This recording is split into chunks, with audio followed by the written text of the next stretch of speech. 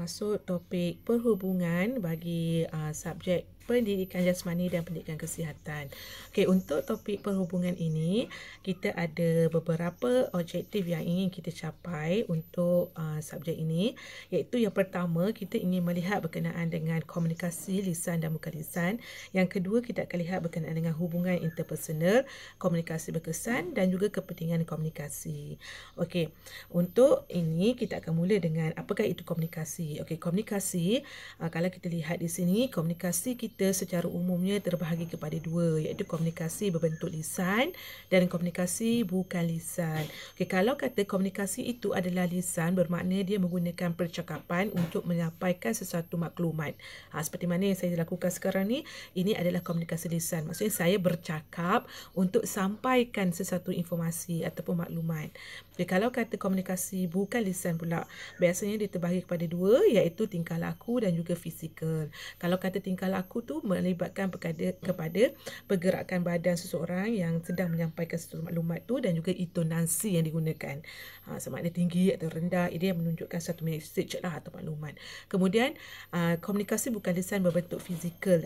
Fizikal ni kita akan melihat kepada environment kita lah, contohnya suasana atau bilik darjah, kelengkapan dan juga persiapan di dalam bilik darjah, perhiasan di dalam bilik darjah tu. Itu menunjukkan komunikasi bukan lisan. Kalau kita kata kita susun buku tu di atas rak mengikut ketinggian, mengikut topik, mengikut subjek, itu kita menyampaikan komunikasi. Bila orang tengok, bila dia ambil, dia kena susun balik berbentuk bentuk yang sama seperti mana yang dia ambil. Itu yang dikatakan sebagai fizikal lah.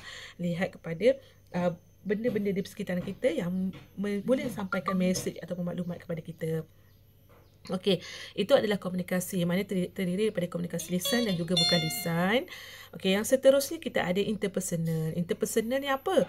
Interpersonal ni adalah merupakan satu kemahiran berinteraksi dengan individu lain ataupun sekumpulan individu secara lisan dan juga bukan lisan. Biasanya perhubungan interpersonal ni melibatkan semua aspek komunikasi seperti mendengar secara afektif, penegasan, komunikasi dan juga bukan verbal punya komunikasi.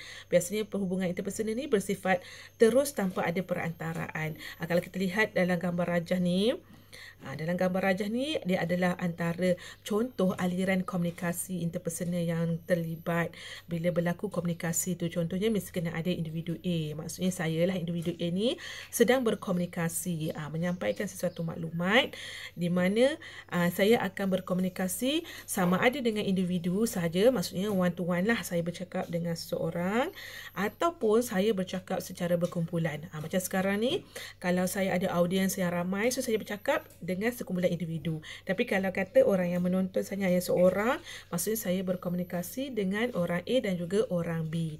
Itu kita sebut sebagai interpersonal ataupun perhubungan interpersonal yang melibatkan komunikasi sama ada individu dengan individu yang lain ataupun individu dengan satu kumpulan individu yang lain. Okey, itu adalah komunikasi interpersonal ataupun perhubungan interpersonal. Okey, yang seterusnya apa yang kita akan lihat adalah komunikasi lisan dan bukan lisan secara detail lah. Tadi kita tengok secara overall kan. Kalau kita tengok komunikasi lisan biasanya dia menggunakan perkataan, percakapan untuk menyampaikan maklumat. Contoh yang kita boleh tengok dekat sini, perbuatan ucapan. Maksud seorang yang bagi speech dekat orang ramai ni, dia sedang bercakap, menyampaikan maklumat. Macam Perdana Menteri kita kan, dia bercakap untuk mendapat setiap hari tu dia bagi maklumat berkenaan dengan status COVID setiap hari kan. Itu dia bercakap, dia berucap. Maksudnya berucap tu melibatkan komunikasi yang lisan. Dia ada mesyuarat dan perbualan telefon. Itu adalah komunikasi yang kita lakukan secara lisan. Tetapi kalau komunikasi bukan lisan ni, biasanya tidak menggunakan percakapan, perkataan yang kita ucap menggunakan mulut ni. Biasa dia berbentuk bertulis ke, contohnya lah kan, surat, email, WhatsApp, Telegram yang awak perlu buat tu, post dekat Facebook, post dekat Instagram, mana-mana TikTok tu, itu adalah apa yang disebut sebagai komunikasi bukan lisan. Maksudnya awak tak menggunakan percakapan tapi awak menggunakan perkataan yang kita tulis. Itu komunikasi bertulis yang kita sebut sebagai komunikasi bukan lisan. Kalau kata awak berjabat tangan, membuat bahasa isyarat tu, itu adalah komunikasi bukan lisan yang tadi kita tengok ada tingkah laku dan juga fizikal kan. Itu adalah merupakan komunikasi bukan lisan lah yang kita dapat lihat di sini. Okey, yang seterusnya kita nak lihat berkenaan dengan komunikasi berkesan. Macam mana kita nak pastikan komunikasi kita tu berkesan?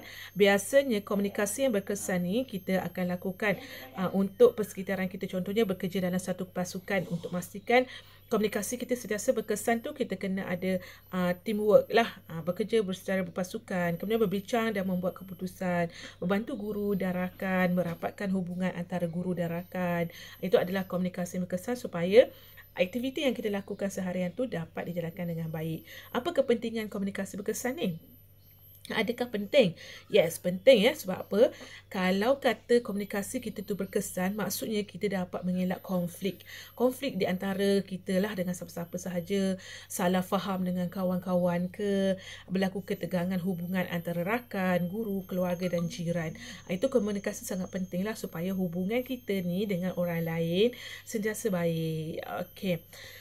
Yang seterusnya, biasanya komunikasi interpersonal ni ke, hubungan interpersonal ni ke, komunikasi ni kita akan berhadapan dengan pelbagai masalah. Antara masalah yang kita boleh handle melalui komunikasi ni adalah antaranya konflik pertembungan dan penentangan antara dua orang yang berbeza. Maksudnya dua individu lah, dia ada masalah. So kita kena ada komunikasi yang berkesan tadi supaya konflik ni dapat diselesaikan. Kemudian kalau katalah kita ni sedang bekerja dengan orang ke kan, kita akan ada mengendalikan rungutan dan aduan. Maksudnya dalam satu perkara yang kita buat mesti akan ada aduan daripada orang yang tidak berpuas hati dan sebagainya. So macam mana kita nak handlekan komunikasi tu supaya berkesan. Dua-dua orang dia akan berasa puas hati kan.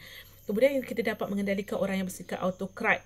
Kita tahu kalau orang yang bersifat autokrat ni, dia orang yang kalau kata dia nak A lah dia. Kalau nak B lah dia. So macam mana kita nak tolerate dengan dia supaya kita sama-sama boleh melakukan satu kerja tu dengan baik. Kemudian mengendalikan orang yang menikam diri, dari belakang. Maksudnya kalau ada kawan kita yang tiba-tiba mengumpat kita, mengata kita kat belakang kan. So kalau kita dapat tahu kan bagaimana kita nak tolerate dengan orang tu, bagaimana kita nak pastikan kita masih boleh bercakap dengan dia, kita boleh bekerjasama dengan dia kan. So itu pentingnya sangat komunikasi. Dan yang terakhir adalah mengendalikan orang yang sentiasa mencari kesalahan orang lain. Ini akan wujud dekat persekitaran kita kan. So bagaimana kita nak menghandle ataupun mengendalikan orang ni. Kalau dia asyik mencari kesalahan kita je kan. So kalau macam mana kita nak pastikan kita ni boleh komunikasi dia dengan baik apa sebagainya kan. Maksudnya kita kena tahulah macam mana nak handle ni kan. Komunikasi tu sangat penting. Kalau awak tak suka dia, awak kena direct cakap kenapa. Jangan bergaduh sebabnya kita ada kaedah komunikasi yang berkesan supaya dua-dua individu ni dapat menyelesaikan segala masalah dia.